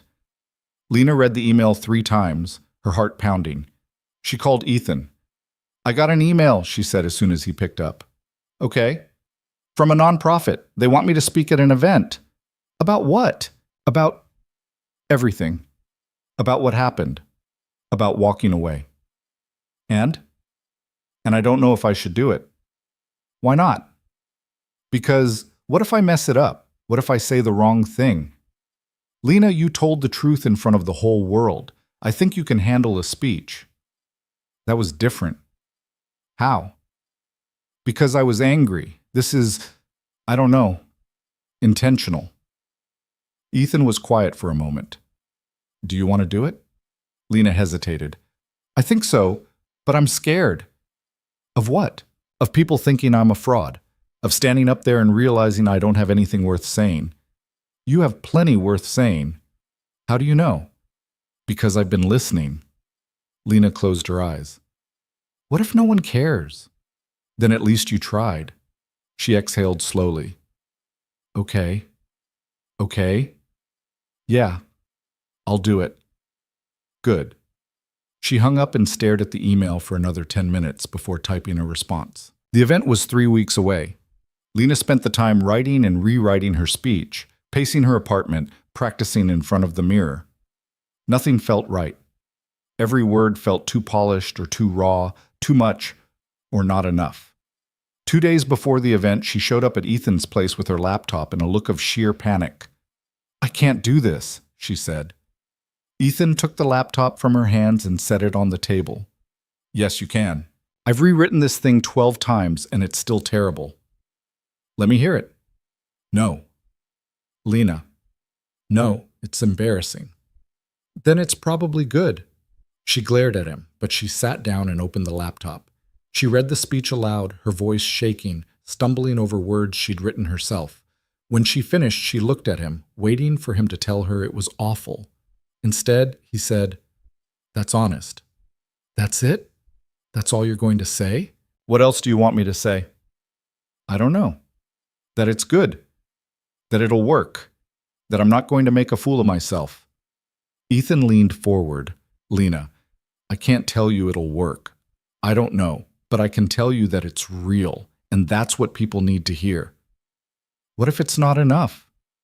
Then it's not enough, but at least it's true. Lena stared at the screen, her hands trembling. I'm terrified. I know. What if I freeze? What if I can't get the words out? Then you take a breath and try again. She looked at him, her eyes wet. Will you be there? Of course. And Asher? Ethan smiled. He wouldn't miss it. The day of the event, Lena woke up feeling like she was going to throw up. She spent an hour getting ready, then changed her outfit 3 times before settling on something simple, a dark blue dress that didn't make her feel like she was pretending to be someone else. Ethan picked her up at noon. Asher was in the back seat, dressed in a button-down shirt that was slightly too big for him. You look nice, Asher said. Thanks, kiddo. Are you nervous? Yeah. Dad says it's okay to be nervous. Lena glanced at Ethan. Your dad's pretty smart. Ethan smirked. I have my moments. The event was held in a community center downtown.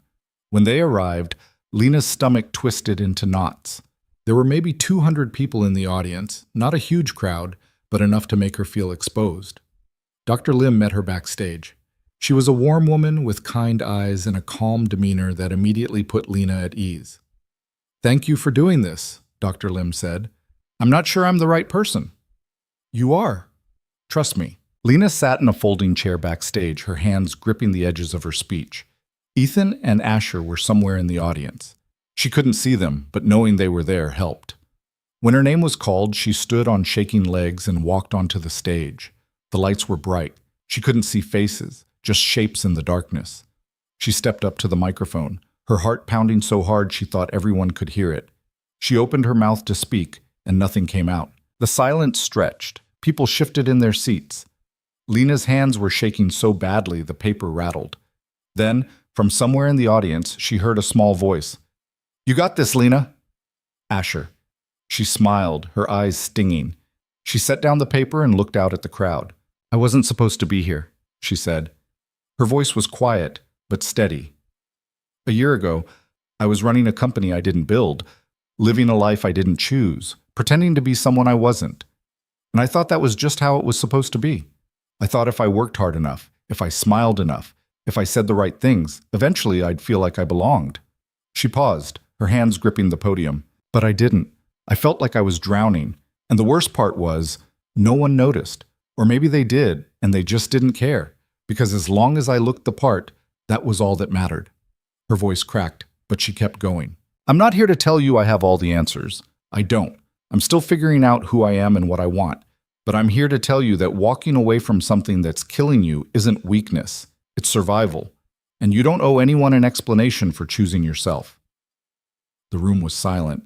Lena could feel the weight of their attention, but it didn't feel suffocating. It felt like they were listening, really listening. Someone once told me that you can't fix everything, she continued, but you can show up, and sometimes that's enough. So if you're struggling, if you're drowning, if you feel like you can't keep pretending, find someone who'll show up. And if you can't find anyone, show up for yourself. Because you're worth it, even when it doesn't feel like it. She stepped back from the microphone, her hands still shaking. The applause started slowly, then grew. People stood. Lena felt tears streaming down her face, but for the first time, they didn't feel like defeat. When she walked off stage, Ethan was waiting. He didn't say anything. He just pulled her into a hug, and she let herself fall apart in his arms. You did it, he murmured. I can't believe I did it. I can. Asher ran up and wrapped his arms around her waist. That was so cool, Lena laughed through her tears. You think so? Yeah, you were like a superhero. She bent down and hugged him. Thanks, kiddo. That night, Lena sat on her apartment floor staring at her phone. She'd gotten dozens of messages, people thanking her, sharing their own stories, telling her she'd helped them feel less alone. She read every single one. And for the first time since everything had fallen apart, she felt like maybe she'd found something worth holding on to. Not a title, not a legacy, just the simple, terrifying, beautiful act of being honest, of being real, of being enough. The speaking invitations started coming in steadily after that first event. Small organizations at first, support groups, community centers, college mental health panels. Lena said yes to most of them, even when her stomach twisted into knots beforehand. Each time was terrifying. Each time she thought about backing out. But each time she showed up. She didn't get paid for most of it. That wasn't the point. The point was that people listened. They came up to her afterward with tears in their eyes, telling her they'd been thinking about walking away from something but didn't have the courage. That hearing her story made them feel less alone, less broken. It didn't fix everything. Lena still had bad days, days when she couldn't get out of bed, days when the weight of starting over felt crushing. But those days were fewer now, and on the good days she felt something she hadn't felt in years: purpose. One afternoon in early spring, Lena was walking back from a therapy session when her phone rang. Unknown number. She almost didn't answer, but something made her pick up. Hello? Lena, it's Marcus. She stopped walking. Marcus Lowe, head of operations at Voss Industries, one of the board members who'd watched her walk out. What do you want? She asked, her voice guarded. I wanted to apologize. Lena blinked. What? For how we treated you that day in the boardroom, and before that. We should have noticed you were struggling. We should have helped. You were protecting the company. We were protecting ourselves, Marcus corrected. There's a difference. Lena didn't know what to say. I've been following what you've been doing, Marcus continued. The speaking, the advocacy work. It's important, and I wanted you to know that. Thank you, Lena said quietly. I also wanted to let you know that the company's doing fine. Better than fine, actually. Richard stepped up as interim CEO. He's doing a good job. Turns out we didn't need the Voss name as much as we thought we did. That's good. It is. He paused. I'm glad you got out, Lena. I mean that. Me too. They hung up, and Lena stood there for a moment, staring at her phone. She'd spent so long terrified that leaving would destroy everything. But the company was fine. The world had kept turning, and she was still here, breathing, building something new. She smiled and kept walking. That evening, Ethan and Asher came over for dinner. Lena had gotten better at cooking. Not good, but better. Tonight she was attempting chicken stir-fry, and only half of it was burnt. Asher pushed the charred pieces to the side of his plate. It's good, Lena. You're a terrible liar, she said, laughing. I'm being nice. Ethan took a bite and winced slightly. It's got character. Oh, shut up. They ate together, the conversation easy and familiar. Asher told them about a field trip to the Science Museum, complete with dramatic reenactments of the dinosaur exhibit. Lena listened, her chest warm in a way that had nothing to do with the food. After dinner, while Asher was busy drawing at the table, Ethan pulled Lena aside. I need to tell you something, he said. Okay? He looked nervous, which wasn't like him. I got offered a promotion, better pay, better hours, but it's at a different hospital across town. That's great, Lena said. You should take it. It means I'll be farther away, from here, from you. Lena's smile faltered. Oh, it's only 20 minutes, but with Asher's schedule and everything, I won't be able to come by as often. Ethan, that's okay. You should take it. This is good for you. I know. He ran a hand through his hair. I don't want you to think I'm abandoning you. You're not. I feel like I am. Lena reached out and took his hand. You've been showing up for me for months. You taught me how to stand on my own, and now I can. You're not abandoning me. You're just living your life. Are you sure? I'm sure. Ethan looked at her, his eyes searching hers. When did you get so strong? I'm not strong. I'm just tired of being scared. Same thing, she smiled. Maybe. He squeezed her hand. I'm proud of you, you know. For what? For everything. Lena's throat tightened. Thank you. For not giving up on me. I never would. I know. They stood there for a moment, hands clasped, something unspoken passing between them. Then Asher called out from the table, breaking the moment. Dad! Lena! Look what I drew! They went over to see. It was a picture of the three of them, stick figures holding hands in front of a house. Asher had labeled each one in careful letters. Dad, me, Lena. That's us, Asher said proudly. Lena's eyes stung. It's perfect. Can I keep it on the fridge? Of course. Asher beamed. Lena caught Ethan's eye, and he smiled, soft and warm. A few weeks later, Lena got a call from Dr. Lim. I have a proposition for you, she said. I'm listening. We're expanding our outreach program. We need someone to run it. Someone who understands what it's like to be where these people are. Someone who can connect with them. Lena's heart skipped. You're offering me a job? I am. It's not glamorous. The pay's decent, but not great. But it's meaningful. And I think you'd be good at it. Lena sat down, her hands shaking. Can I think about it? Take your time. She hung up and stared at the wall. A job. A real job. Doing something that mattered. She called Ethan. They offered me a job, she said. That's amazing. Is it? Why wouldn't it be? Because I don't know if I can do it. What if I mess it up? What if I'm not good enough? Lena, you've been doing this work for free for months. You're already good at it. But what if... Stop, Ethan interrupted gently. You're spiraling. Just breathe. She took a breath. Now ask yourself, he continued. Do you want this job? Yes. Then take it. It's that simple. It's that simple. Lena closed her eyes. Okay. Okay. Yeah. I'm going to take it. She called Dr. Lim back and accepted. When she hung up, she sat in her apartment, alone, and let herself feel it. Not excitement, exactly. Not relief. Just a quiet sense that she was moving in the right direction. The first few weeks at the job were overwhelming. Lena had an office, small, barely bigger than a closet, but hers. She had a desk, a computer, a phone that rang constantly. She coordinated support groups, reached out to corporations about workplace mental health programs, connected people with therapists and resources. She answered emails from strangers who'd heard her speak and wanted help. Some days she felt like she was drowning all over again, but this time it was different. This time she wasn't pretending, she was just learning. And when she didn't know something, she asked. When she made a mistake, she admitted it, and slowly she got better. One Thursday afternoon, she was sitting in her office going through emails when there was a knock on the door. Come in, she called. A young man stepped inside.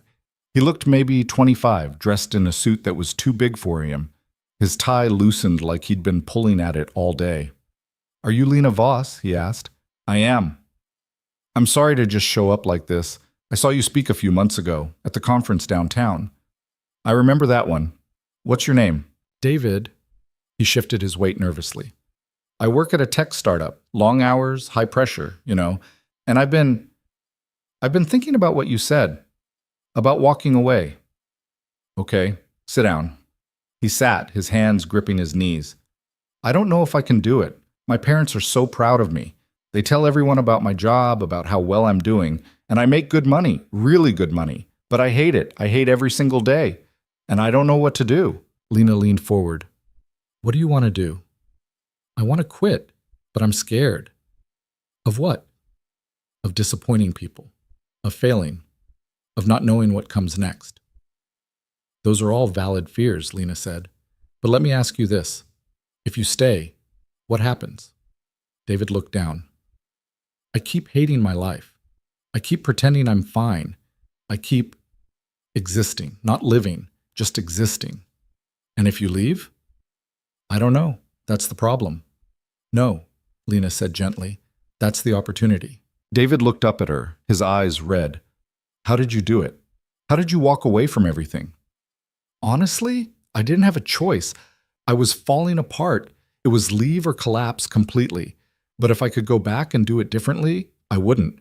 Because walking away was the first honest thing I'd done in years. What if I regret it? You might, but you might also regret staying.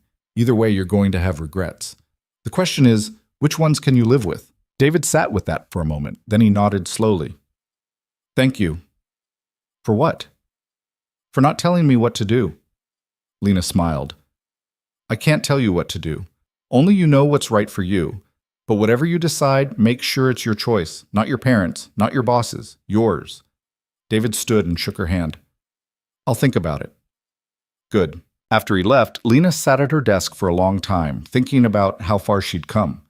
A year ago, she'd been the one sitting in someone's office, desperate for answers. and now she was the one people came to. It was terrifying, but it was also right. That weekend, Lena went to visit Asher's soccer game. She'd been to a few before, and each time Asher insisted she sit in the front row so he could see her. This time was no different. The game was chaotic. Kids running in all directions, most of them ignoring the ball entirely. Asher was one of the better players, but he kept getting distracted, waving at Lena every time he got near her side of the field. "Eyes on the ball, buddy," Ethan shouted from beside her. Asher gave a thumbs up and promptly tripped over his own feet. Lena laughed. "He's enthusiastic." "He's a disaster," Ethan said, but he was smiling. At halftime, Asher ran over, breathless and sweaty. "Did you see me almost score?" "I did," Lena said. "You were so close." "Next half, I'm going to get one. I can feel it." "I believe you." Asher grinned and ran back to his team. Lena watched him go, something warm settling in her chest.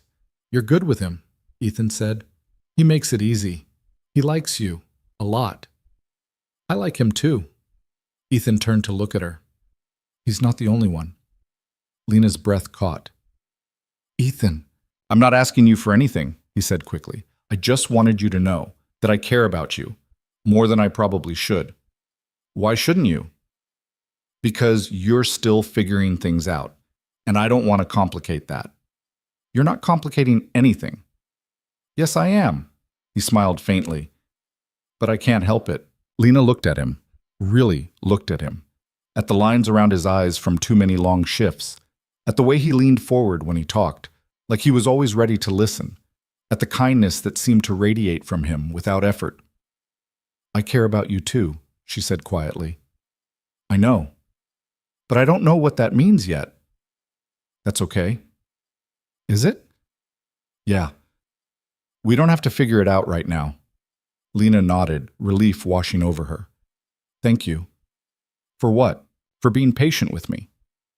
"Always." The second half of the game started, and Asher did, in fact, score a goal. He ran around the field with his arms in the air, screaming at the top of his lungs. Lena and Ethan stood and cheered, and for a moment, everything felt perfect. 3 months later, Lena stood in the bathroom of her apartment, staring at herself in the mirror.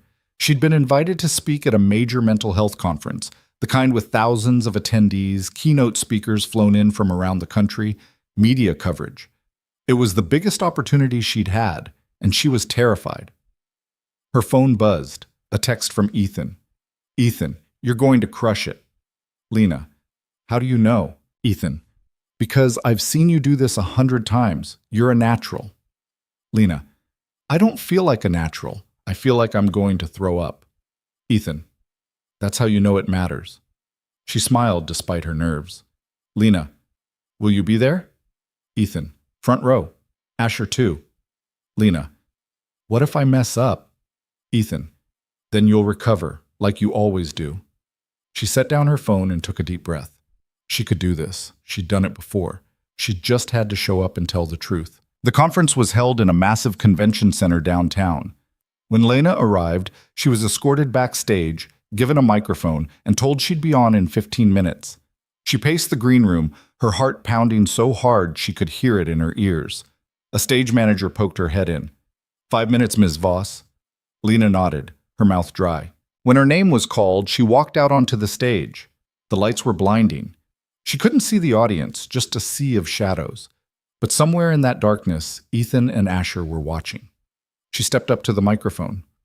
"A year and a half ago," she began, "I was the CEO of a company I didn't build, living a life I didn't choose, pretending to be someone I wasn't. I was successful by every measurable standard, and I was dying inside." The room was silent. "I'm not here to tell you that quitting is always the answer. I'm here to tell you that sometimes survival looks like walking away. And that's okay. You don't owe your employer your mental health.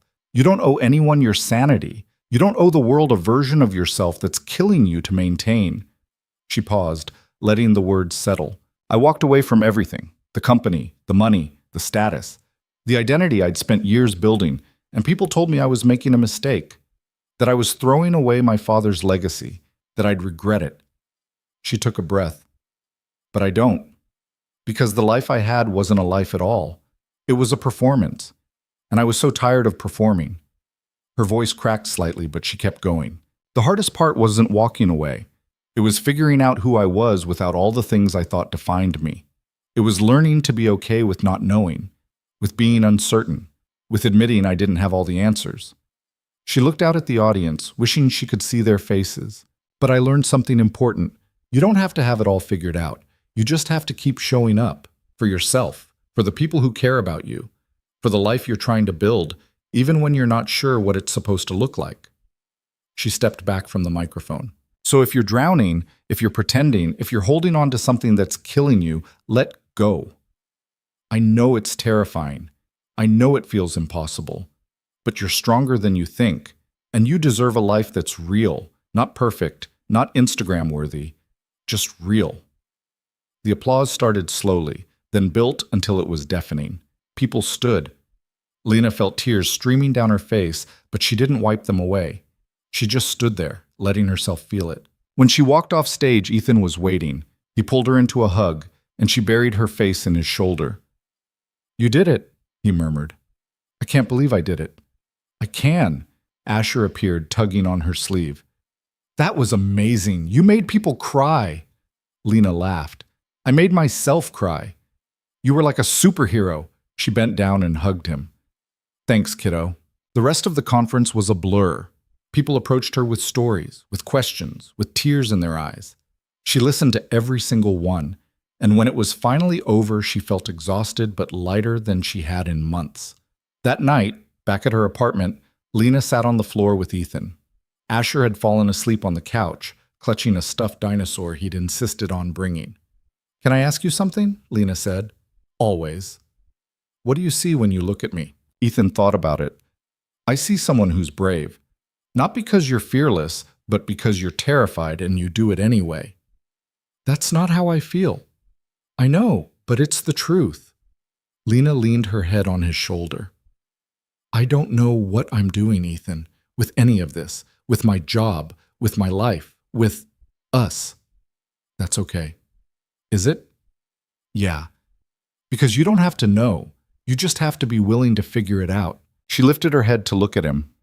"What if I mess this up? What if I'm not ready for something real? Then we'll take it slow. There's no rush. You're really okay with that?" "I've waited this long. I can wait a little longer." Lena felt tears prick her eyes. "Why are you so good to me?" "Because you're worth it." "I don't feel like I am."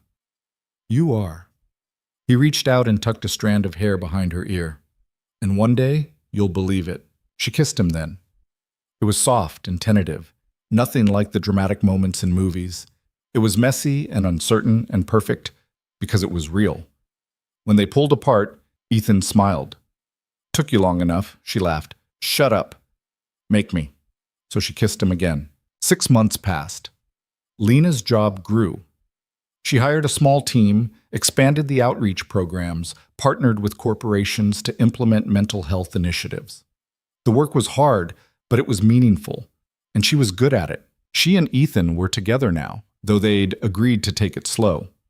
Most nights, they'd have dinner together, sometimes at his place, sometimes at hers.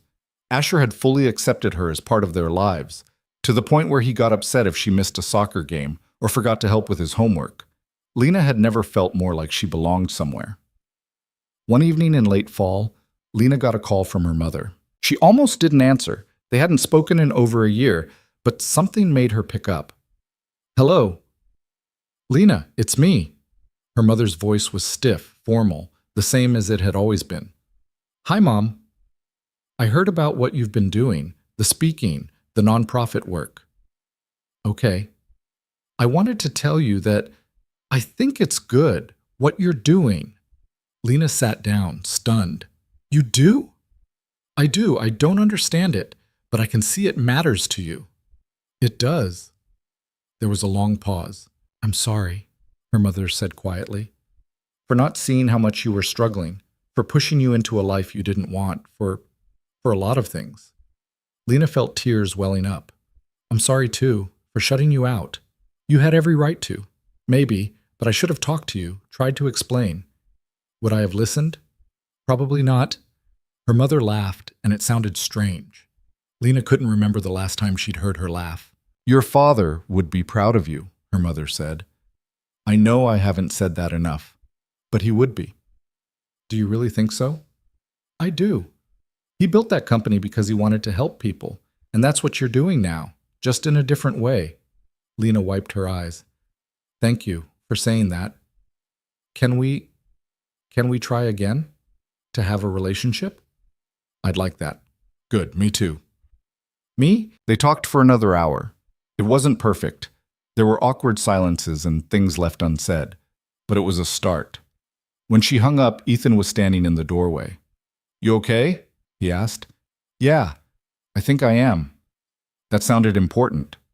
It was. My mom apologized. That's good. Yeah, it is. He walked over and sat next to her. You're doing it, you know. Doing what? Building a life, a real one. Lena looked at him. I couldn't have done it without you. Yes, you could have. I just reminded you that you weren't alone. She took his hand. I love you. The words surprised her as much as they surprised him. She hadn't planned to say them, but they were true. Ethan's eyes widened, then he smiled. I love you too. Yeah? Yeah. She kissed him, and this time it didn't feel uncertain. It felt like home. A year later, Lena stood in front of a mirror in a new apartment. It was bigger than the studio, with 2 bedrooms and a kitchen that actually had counter space. She and Ethan had moved in together 2 months ago. It still felt surreal. Asher burst into the room. Lena, Dad says we're leaving in 5 minutes. I'm ready. You look nice. Thanks, kiddo. They were going to another conference, another speech. But this time, Lena wasn't nervous. This time, she knew exactly what she wanted to say. At the venue, she took the stage and looked out at the crowd. Somewhere in the audience, Ethan and Asher were watching. Her mother had even flown in to attend. 2 years ago, she began, I walked away from a life that was killing me. And people thought I was crazy. Maybe I was. But I learned something important. She paused. You don't have to be perfect. You don't have to have it all figured out. You just have to be willing to be honest with yourself, with the people you love, about what you need and what you can't do anymore. She smiled. I'm not here to tell you that everything will be okay, because sometimes it won't be. Sometimes life is messy and hard and uncertain. But that's okay, because messy and hard and uncertain is still better than pretending, still better than slowly disappearing. She looked directly at the audience. So if you're drowning, ask for help. If you're pretending, stop. If you're holding on to something that's destroying you, let go. You deserve a life that's real, and you're stronger than you think. The applause was overwhelming, but this time Lena didn't cry. She just smiled, because she'd finally learned the truth, that you don't save yourself by being perfect. You save yourself by being honest, by showing up, by letting people in. And she'd done that. She'd let go of everything she thought she needed to be. And in doing so, she'd found everything she actually needed. A life that was messy and imperfect and real. A family that chose her, not because of what she could give them, but because of who she was. A purpose that mattered, and love. Real, honest, imperfect love. That night, after the conference, the 3 of them went to the diner. Asher ordered pancakes again, drowning them in syrup. Ethan ordered coffee and complained that it tasted like motor oil. Lena just sat there watching them, feeling grateful. What are you smiling about? Ethan asked. Nothing. Everything. That's not an answer. Sure it is. He reached across the table and took her hand. You happy? She thought about it. About the life she'd left behind. About the person she'd been, hollow and desperate and slowly dying. About the person she was now, scarred and uncertain and still figuring things out. But alive. Really, truly alive. Yeah, she said. I am. And she meant it, because happiness wasn't about having everything. It was about having something real, something honest, something worth keeping. And that's exactly what she had. The city lights flickered outside the diner window, casting soft reflections across the table. Lena looked at Ethan, at Asher, at this simple, ordinary moment that felt like everything. She'd walked away from a life that looked perfect on the outside but felt like dying on the inside. And she'd found something better. Not easier, not simpler, but real. And real was enough. Real was everything. 8 months had passed since that night at the diner when Lena had kissed Ethan and finally admitted what they both already knew. The city had shifted through seasons, summer heat giving way to autumn chill, then winter frost, and now the early warmth of spring was beginning to thaw the edges of everything. Lena's life had changed in ways she couldn't have predicted, but not in the dramatic, cinematic way people expected. It was quieter than that, messier, more real. She and Ethan had moved in together 3 months ago. The apartment was small, wedged between a laundromat and a bodega that sold the best coffee in the neighborhood. It wasn't fancy.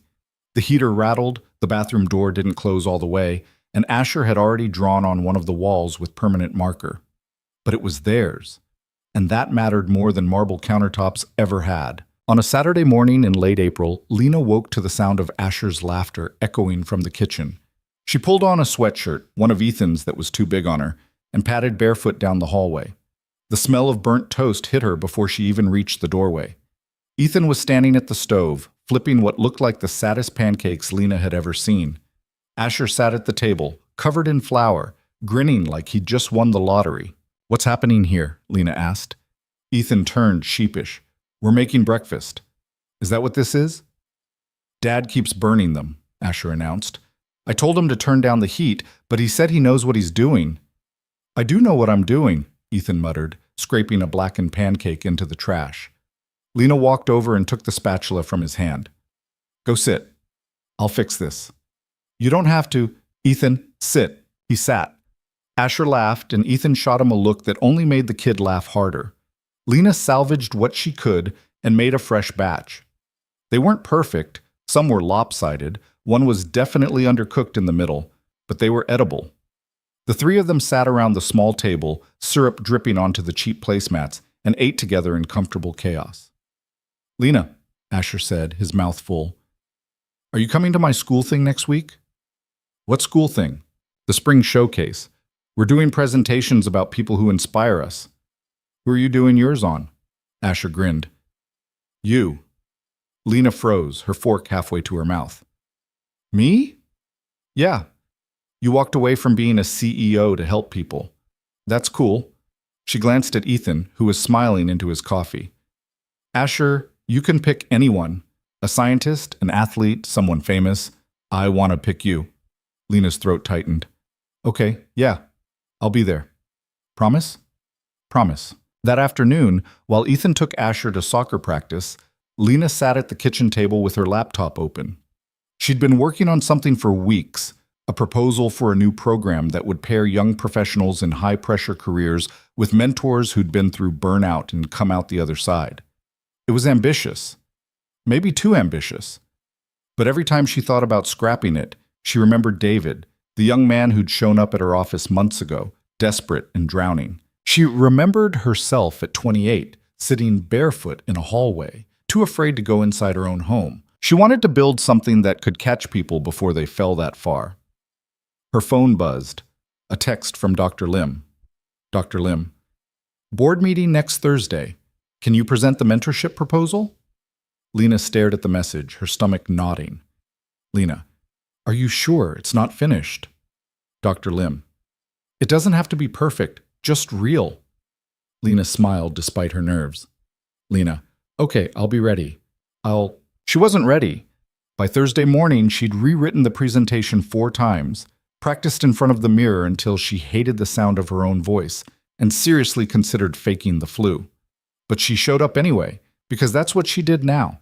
She showed up scared and did it anyway. The boardroom was nothing like the one at Voss Industries. No floor-to-ceiling windows, no leather chairs, just a conference table with mismatched seats and a projector that took 10 minutes to connect to her laptop. But the people around the table were listening, really listening. When she finished, there was silence. Then Dr. Lim spoke. "This is exactly what we need," she said. "Let's make it happen." One of the other board members nodded. "I agree. When can we launch?" Lena blinked. "You're approving it?" "Unless you're having second thoughts." No, She laughed, surprised. "Thank you." That night she told Ethan over dinner. He didn't say much, just reached across the table and squeezed her hand. But the look in his eyes said everything. The mentorship program launched 2 months later. It started small, just 10 pairs of mentors and mentees. Lena matched people carefully, looking for connections that went deeper than industry or job title. She looked for the ones who'd understand what it felt like to lose yourself in the pursuit of success, the ones who knew what it meant to rebuild from nothing. One of the first mentees was a woman named Sarah, a marketing executive who came to the initial meeting with dark circles under her eyes and a smile that didn't reach past her teeth. Lena recognized that smile. She'd worn it for years. They met for coffee once a week. At first, Sarah was guarded, deflecting every question with corporate jargon and forced optimism. But slowly, over cups of bad coffee and conversations that stretched longer than either of them planned, Sarah started to crack. She admitted she hadn't slept through the night in 6 months, that she cried in her car before going into the office, that she didn't know how much longer she could keep going. "What did you do?" Sarah asked one afternoon. "When you realized you couldn't keep pretending?" Lena thought about it. "I stopped." "Just like that?" "No, not just like that. It took me months to actually walk away. But the moment I admitted to myself that I couldn't do it anymore, that was when things started to change." "I'm scared," Sarah whispered. "I know. I was too. What if I make the wrong choice?" Then you make a different one. But Sarah, staying somewhere that's killing you, that's also a choice. Sarah looked down at her coffee. "I don't know who I am without this job." "Then figure it out. It's terrifying, but it's also the most honest thing you'll ever do." 3 weeks later, Sarah quit. She called Lena in tears, half panicked, half relieved. Lena talked her through it, reminded her that uncertainty wasn't failure. And when Sarah asked what she should do next, Lena told her the same thing Ethan had told her. "You don't have to know, you just have to keep going." On the night of Asher's school showcase, Lena sat in a too-small chair in a classroom decorated with construction paper and crayon drawings. Parents filled the room, phones out, ready to record their kids' presentations. Ethan sat next to her, his knee bouncing nervously. "He's going to be fine," Lena whispered. "I know, I just hate public speaking, even when I'm not the one doing it." Asher's turn came. He walked to the front of the room holding a poster board covered in printed photos, pictures of Lena at speaking events, a screenshot of an article about the nonprofit, and in the center a photo Ethan had taken of the 3 of them at the park, all of them laughing at something Lena couldn't remember. "My project is about Lena Voss," Asher began, his voice clear and confident. "She used to be a CEO of a big company, but she was really sad and the job was making her sick, so she quit. A lot of people thought she was crazy, but she wasn't. She was brave." Lena's eyes burned. Now she helps other people who feel the same way she did. She talks to them and tells them it's okay to walk away from things that hurt you. And she's teaching me that it's okay to be scared as long as you don't let the scary stuff stop you. He looked directly at Lena. "She's the bravest person I know, and I'm glad she's part of our family." The room erupted in applause. Lena was crying now, not even trying to hide it. Ethan put his arm around her shoulders and pulled her close. "You okay?" he murmured. She nodded, unable to speak. After the showcase, they went out for ice cream. Asher got chocolate with gummy bears, which was a disaster waiting to happen. Ethan ordered vanilla. Lena got strawberry and let Asher steal half of it. "You did so good tonight," she told him. "Thanks. I was nervous." "You didn't look nervous." "I was. But then I saw you guys and I felt better." Ethan ruffled his hair. "We're proud of you, buddy." "I know." They walked home through the warm spring evening, Asher running ahead, Ethan and Lena trailing behind, their hands linked. "Thank you," Lena said quietly. "For what?" "For this. For all of it." Ethan stopped walking and turned to face her. "You know I didn't save you, right?" "I know." "You saved yourself. I just showed up." "That's the same thing." "No, it's not," she smiled. "Maybe it is. Maybe showing up is how we save each other." He kissed her forehead. "Yeah, maybe it is." A year later, Lena stood in front of a mirror in a bathroom she didn't recognize. The venue was nicer than anywhere she'd spoken before. A hotel ballroom with chandeliers and waiters in bow ties. She was the keynote speaker at a national mental health conference, and there were over 2,000 people in the audience. She should have been terrified. But she wasn't. She walked onto the stage, the applause washing over her like a wave. She looked out at the crowd and found Ethan and Asher in the third row. Her mother was there too, sitting next to them, smiling in a way Lena hadn't seen in years. 2.5 years ago, Lena began, I was someone else. I was successful, admired, empty. I was drowning in a life I didn't choose, playing a role I didn't want, and no one knew, because I was very, very good at pretending. She paused. I'm not here to tell you how to live your life. I'm here to tell you that it's okay to be honest about when something isn't working. It's okay to walk away. It's okay to admit you don't have all the answers. It's okay to be scared and do it anyway.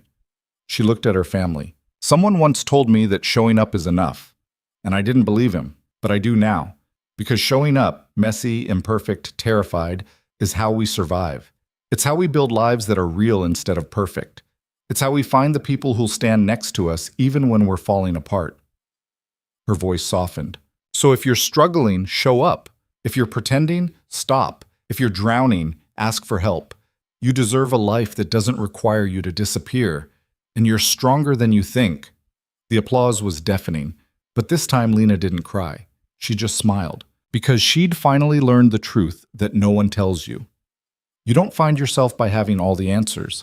You find yourself by being brave enough to ask the questions, by letting go of who you thought you had to be, by showing up, imperfect and honest, and trusting that's enough. And it was. That night, back at the apartment, Lena sat on the couch with Ethan. Asher was asleep in his room, the door cracked open, a nightlight casting soft shadows across the hall. You were incredible today, Ethan said. Thank you. I mean it. You've come so far. She leaned her head on his shoulder. We've come so far? Yeah, we have. They sat in the quiet, the city humming outside their window. And Lena thought about the girl she used to be, the one sitting barefoot in a hallway, too afraid to go inside. The one who thought walking away meant losing everything. She'd been wrong. Walking away hadn't cost her everything. It had given her everything. A life that was hers. A family that chose her. A purpose that mattered. And love. Real, messy, imperfect love that didn't ask her to be anything other than who she was. She'd lost the penthouse, the title, the image, all the things she thought defined her, and in return she'd found herself. Not the polished version, not the perfect one, just the real one. And real was enough. Real was everything. I love you, she whispered. Ethan kissed the top of her head. I love you too. And in that moment, in that small apartment with the rattling heater and the broken bathroom door, Lena finally understood what it meant to be home. Not a place, not a status, not a performance, just honesty, just showing up, just love. That was enough. That was everything.